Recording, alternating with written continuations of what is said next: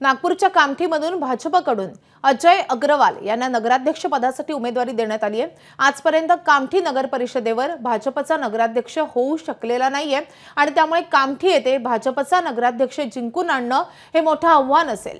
अजय अग्रवाल यांच्याशी बातचीत केलेली आहे आमचे प्रतिनिधी तुषार कोहळे यांनी।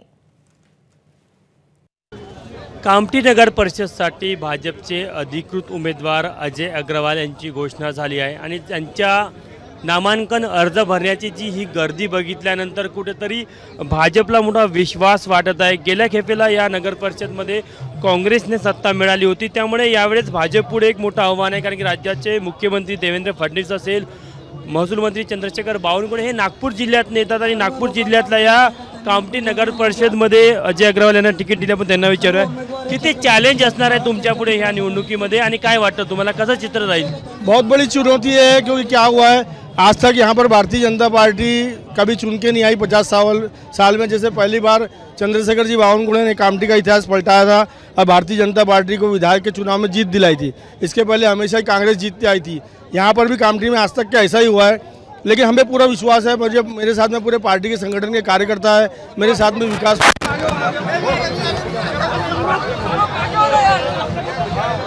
सध्या चंद्रशेखर बावनकुळे बोलतात, आपण थेट जाऊया।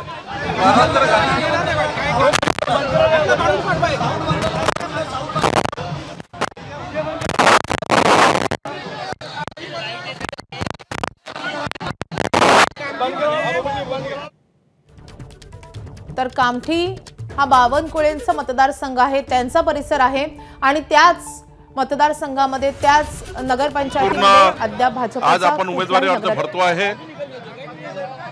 महाराष्ट्राचे नेते देवेंद्र फडणवीस जी, आमचे अध्यक्ष रवींद्र चव्हाण जी यांच्या नेतृत्वामध्ये महाराष्ट्रामध्ये आज सर्वच नगरपालिकेच्या निवडणुकीमध्ये आपण महायुती म्हणून त्या ठिकाणी समोर जातो आहे आणि मला विश्वास आहे की आज कामठीमध्ये अजय अग्रवाल जी आणि सर्व नगरसेवकांनी फॉर्म भरलेले आहे।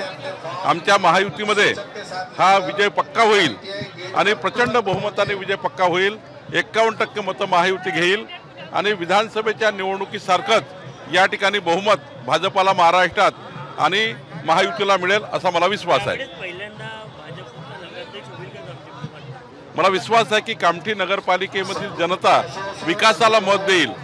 जात धर्म पंथाच्या बाहेर जाऊन या कामठी शहराच्या विकासाकरता या कामठी शहराची जनता आम्हाला मतं देईल आणि मी आपल्याला सांगतो की महाराष्ट्राचं सरकार, मोदींचं सरकार, डबल इंजिन सरकारवरच जनतेचा विश्वास आहे आणि विकासाला मतं मिळतील। नागपूरसह विदर्भाच्या बऱ्याच भागात सोबळावर लढतीये भाजप। अनेक ठिकाणी महायुती झालेली आहे, कांद्रीमध्ये महायुती झालेली आहे, त्या ठिकाणी अमरावतीमध्ये महायुती आहे, नागपूरमध्ये अनेक ठिकाणी महायुती आहे आणि त्यामुळं ज्या ठिकाणी महायुती शक्य आहे त्या ठिकाणी आम्ही महायुतीत गेलो आहे। ज्या ठिकाणी शक्य नाही त्या ठिकाणी मित्रपक्ष म्हणून आम्ही लढतो आहे।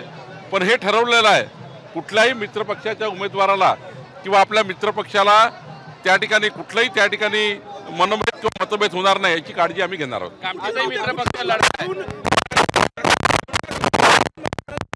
दोनच मुद्दे आहे, मोदीचं सरकार आणि महाराष्ट्राचं देवेंद्रजीचं सरकार डबल इंजिन सरकारच्या माध्यमातून समाजाच्या शेवटच्या व्यक्तीच्या कल्याणाकरता ज्या योजना येतात त्या योजना समाजापर्यंत पोहोचवायचा असेल तर भारतीय जनता पार्टी आणि महायुतीचा नगराध्यक्ष असला पाहिजे, हा पहिला अजेंडा आहे।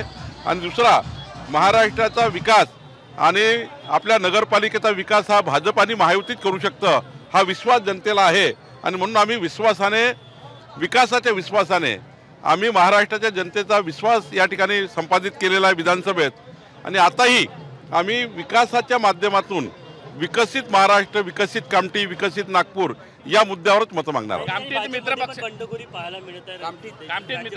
काही उमेदवारांनी नाराजी व्यक्त करून अपक्ष फॉर्म भरले आहे। आम्ही निवडणुकीच्या विड्रॉपर्यंत ते लोक कमी होतील। कामठीत मित्रपक्षानेच उमेदवारी दिलेली आहे, अजितदादा पवार गटाकडून उमेदवारी नाही, मी सांगितलं गोंदिया भंडाऱ्यामध्ये प्रफुल्ल पटेल जी सोबळाव लढतात आहे, म्हणजे तटकरे साहेब आणि अजितदादा अनेक ठिकाणी ते सोबळाव लढतात। या निवडणूक आम्ही ठरवलं आहे महायुतीने।